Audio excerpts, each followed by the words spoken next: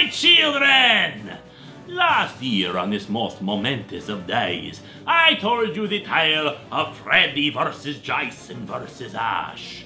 Well, that comic was so popular, it got itself a sequel!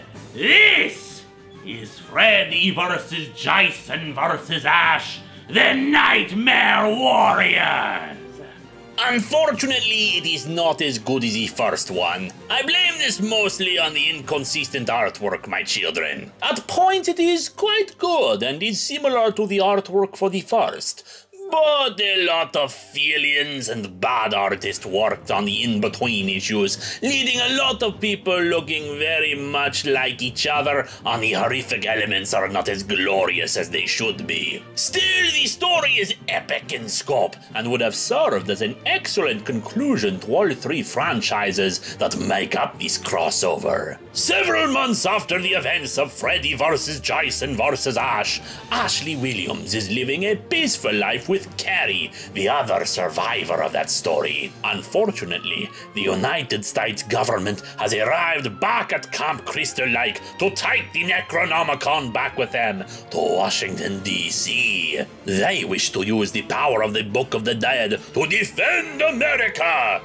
The government doing something monumentally stupid? What a ridiculous idea! Freddy is very much still around though, and has now fully embraced the power of the Necronomicon. As such, he dispenses Jason to go kill Ash as revenge, but he only succeeds in killing poor Carrie. Now on the run, Ash meets up with Maggie Burroughs, Freddy's estranged daughter, who is working with Neil from Nightmare on Elm Street 3. What are they doing? Why, they have brought together all the survivors of Freddy and Jason's rampages to hopefully put a stop to the two once and for all. Unfortunately, things do not go well, for it seems Maggie has actually embraced her father's wicked ways and truly become the daughter of Freddy Krueger, wearing a glove of razor blades and, making out with her father.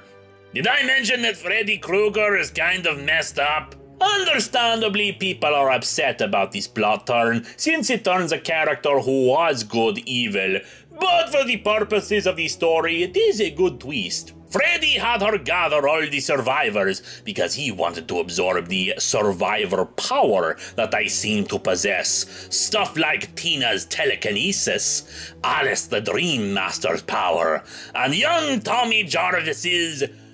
well, he wants nothing from him. He brought him into things because Jason wants Tommy. And Freddy wants Stephanie, the now grown-up baby relative of Jason Voorhees, to follow in Jason's legacy. As Freddy's powers grow, he unleashes the might of the Necronomicon onto Washington, D.C., letting an army of Deadites storm the United States Capitol. How will Ash and the other survivors make it through this? How can Freddy be stopped forever? Well, I won't reveal it for you, but interestingly enough, the solution actually comes from one of the rejected scripts for the original Freddy vs. Jason, so kind of clever there. And with that, my children, it is once more time for me to return from whence I came. Be good to one another while I am gone. Play some tricks and earn some treats. And until the next time, enjoy the lives that you have, and look into the Longbox once in a while.